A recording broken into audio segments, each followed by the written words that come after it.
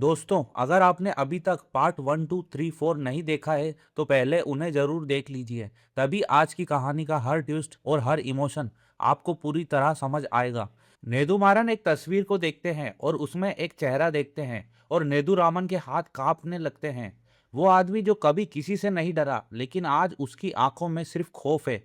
क्योंकि जिस इंसान को उसने 15 साल पहले खत्म कर दिया था, आज उसी की फैमिली उसके दरवाजे पर खड़ी है। और सबसे बड़ा ट्विस्ट, वो इंसान कोई और नहीं, वेट्री का पिता है। तो दोस्तों, आज का एपिसोड अब तक का सबसे बड़ा धमाका लेकर आया है। तो चलिए शुरू करते हैं।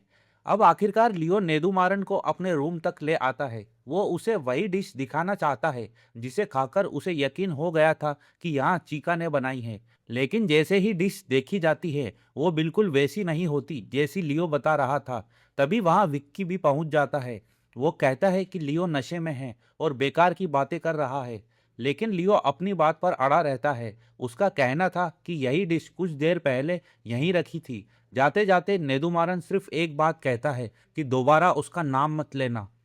लेकिन लियो फिर भी उसका नाम ले देता है। उनके बाहर निकलते ही असल सच्चाई सामने आ जाती है। दरअसल वेत्री और पांड्या उनके आने से पहले ही डिश बदल चुके थे।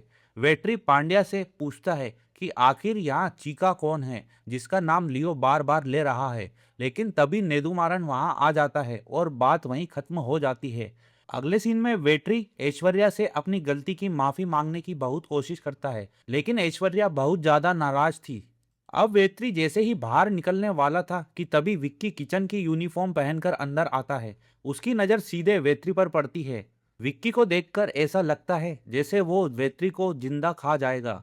ऐश्वर्या को छोड़कर किचन में मौजूद हर इंसान विक्की को देखकर खुश था, यहाँ तक कि नेदुमारन भी। बाद में मेस में वेनी विक्की से बात करने की कोशिश करती है, लेकिन विक्की साफ कह देता है कि उसे हमेशा के लिए भूल जाओ।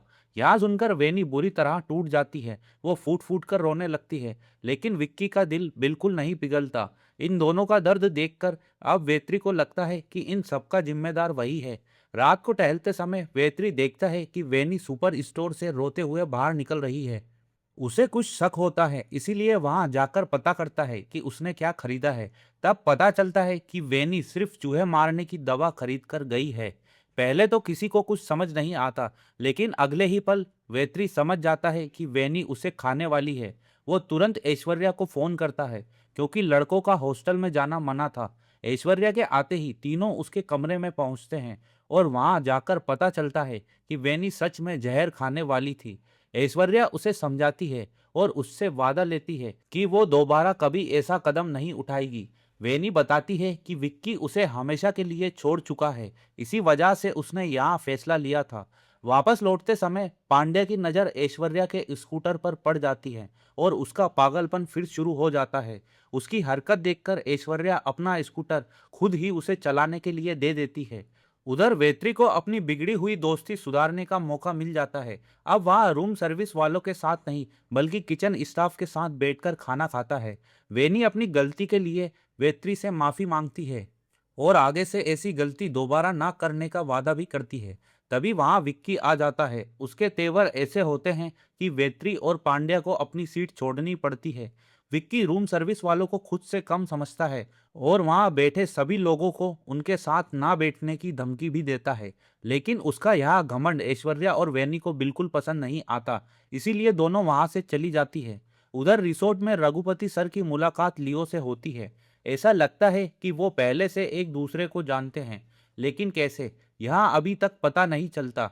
लियो के मन में अभी भी सिर्फ एक सवाल था, चीका के हाथ का खाना। लेकिन रघुपति सर बताते हैं कि उसी चीका की वजह से पूरा रिसोर्ट एक बहुत बड़ी मुसीबत में फंस गया था। मगर लियो इस बात को मानने से साफ इनकार कर देता है।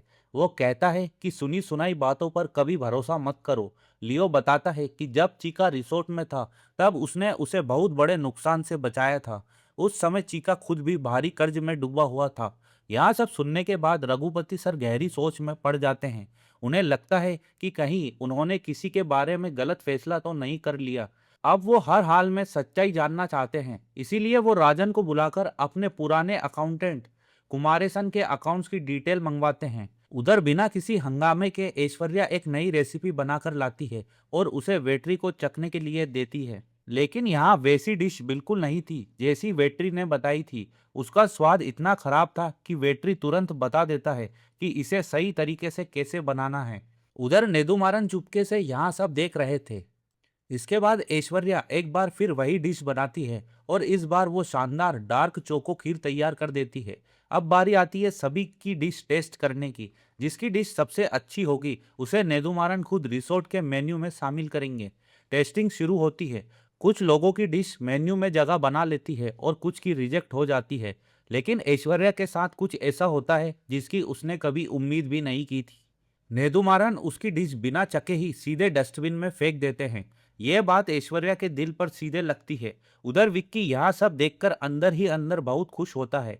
आखिर जिसे वो नीचा दिखाना चाहता था आज वही हो गया।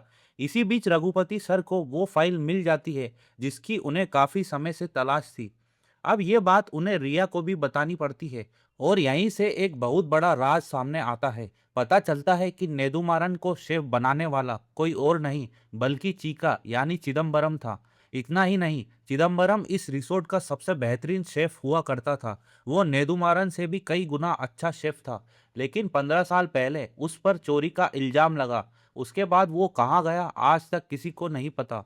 अब रघुपति सर हर हाल में जानना चाहते थे कि आखिर उस दिन हुआ क्या था। उन्होंने सच्चाई सामने लाने की कसम खा ली थी। उधर वेत्री को पूरा भरोसा था कि उसकी बताई हुई रेसिपी सबको बहुत पसंद आई होगी और शायद मेन्यू में भी शामिल कर ली गई होगी।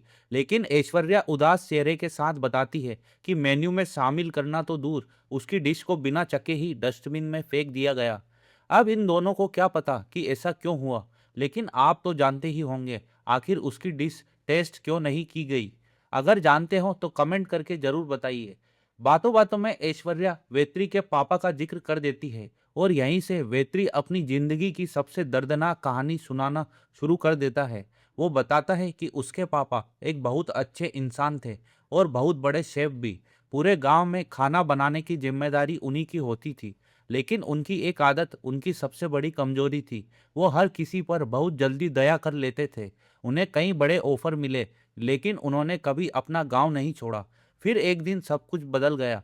उसके बड़े पापा गांव वालों से कर्ज लेकर जुए में हार गए और शराब की लत की वजह से उनकी मौत हो गई। अब सारे कर्ज की जिम्मेदारी वेत्री के पापा ने अपने सर ले ली। एक दिन वो काम के लिए घर से निकलते हैं और जाते समय कहते हैं कि वापस आने में 1 साल लगेगा।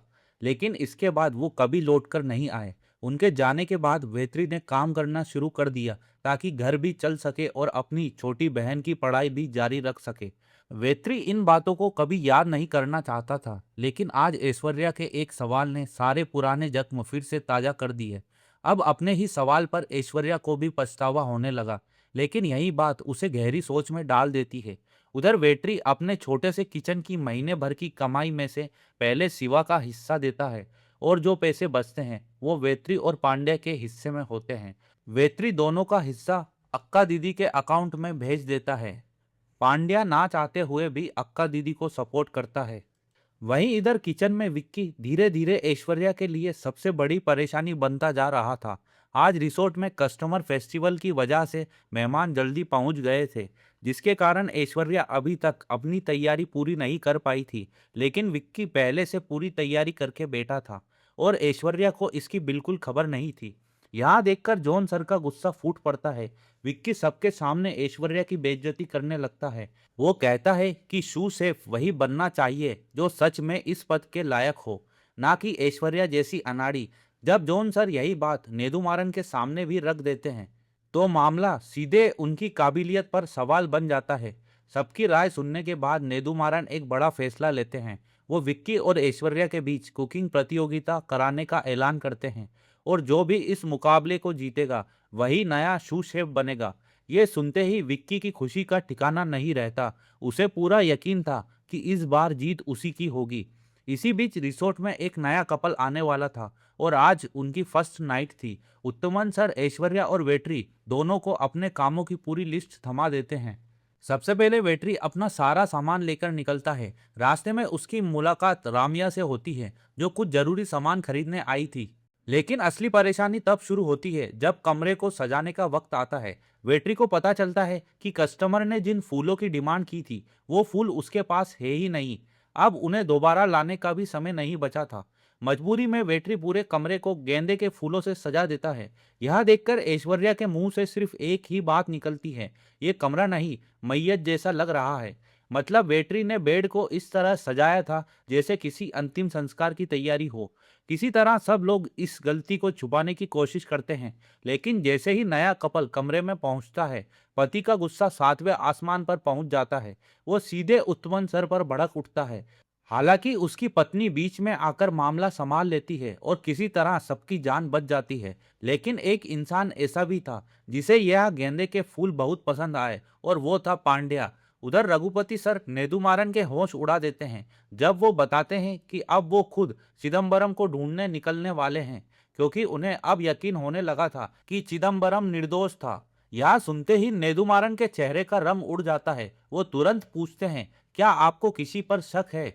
असल में वो यह जानना चाहते थे कि कहीं रघुपति सर को उनके बारे में कुछ पता तो नहीं चल गया। लेकिन रघुपति सर बताते हैं कि उनका शक अपने पुराने अकाउंटेंट पर है। यहाँ सुनकर नेदुमारन आखिरकार राहत की सांस लेते हैं।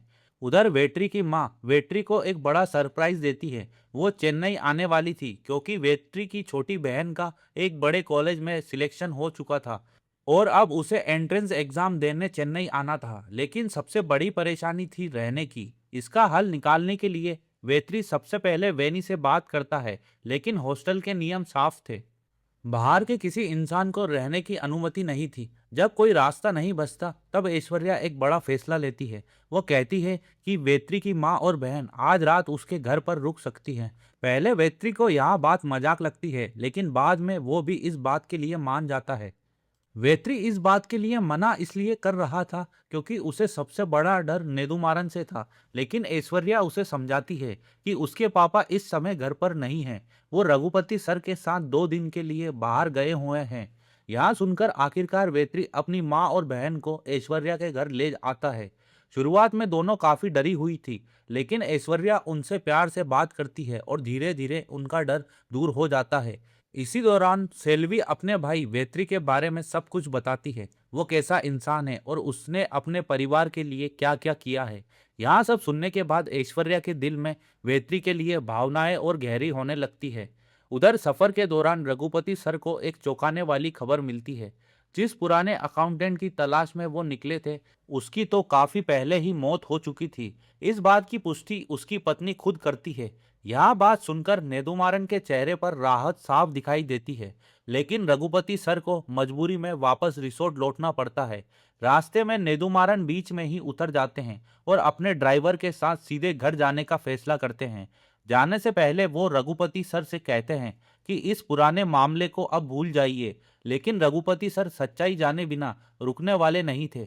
उधर घर में किसी को भी अंदाजा नहीं था कि एक बहुत बड़ा तूफान उनकी तरफ बढ़ रहा है। तभी घर की डोरबेल बजती है। ऐश्वर्या मुस्कुराते हुए दरवाजा खोलती है, लेकिन जैसे ही सामने अपने पापा को देखती है, उसके चेहरे की सारी खुशी एक पल में गायब हो जाती है। नेदुमारन घर के अंदर आते हैं और उनकी मुलाकात वेत्री की माँ और बहन से होती है। सब कुछ सामान्य चल रहा था, लेकिन तभी सेल्वी से एक बहुत बड़ी गलती हो जाती है। वो अपने पापा का नाम नेदुमारन के सामने ले लेती है। बस इतना सुनते ही नेदुमारन का निवाला गले में अटक जाता है। उन्हें यकीन ही नहीं होता जो उन्होंने अभी सुना है। वो तुरंत सेल्वी से अपने पापा की फोटो दिखाने के लिए कहते हैं, और जैसे ही फोटो सामने आती है, नेदुमारन के हाथ कांपने लगते हैं, क्योंकि फोटो में कोई और नहीं बल्कि चिदम्बरम था। वही चिदम्बरम जिसके नाम से आज भी नेदुमारन डर जाता है। अब वो बिना कुछ बोले सिर्फ वेत्री की माँ और बहन को घूरता रहता है और कुछ देर बाद चुपचाप वहां से उठकर चला जाता है। घर में मौजूद हर इंसान हैरान था, आखिर अभी हुआ क्या है। उधर नेदुमारन के दिमाग में सिर्फ एक ही बात घूम रही थी। एक तरफ वेत्री उसे चैन से जीने नहीं दे रहा था और दूसरी तरफ चिदम्बरम का परिवार उसके अपने घर तक पहुंच चुका था। लेकिन एक बात अच्छी रही, उसे अभी तक ये पता नहीं चला कि यह दोनों वेट्री की माँ और बहन हैं, वरना शायद मामला और भी बड़ा हो जाता। फिलहाल नेदुमारन गहरी टेंशन में डूब चुका था। अब चिदम्बरम के इस पूरे राज का सच क्या है और 15 साल पहले आखिर हुआ क्या था, यह सब हम जानेंगे अगले एपिसोड में। और मैं माफ़ी चाहता हूँ, सारे एपिसोड एक साथ लेकर नहीं आ पा रहा। यहाँ एक बहुत बड़ी वेब सीरीज़ है और इसके एपिसोड 2-2 3-3 करके रिलीज हो रहे हैं। तो जैसे ही बाकी एपिसोड आएंगे मैं उनका एक्सप्लेनेशन इस चैनल पर डाल दूंगा। आपको यह रिसोर्ट वेब सीरीज कैसी लग रही है कमेंट में जरूर बताना और साथ ही नेक्स्ट पार्ट भी लिखना ताकि मैं इसके आगे के पार्ट का एक्सप्लेनेशन भी लेकर आऊं। और अगर आपने अभी तक चैनल को सब्सक्राइब नहीं किया है तो कर लीजिए और वीडियो को लाइक भी कर दीजिए। Thank you for watching. मिलते हैं अगले पार्ट में।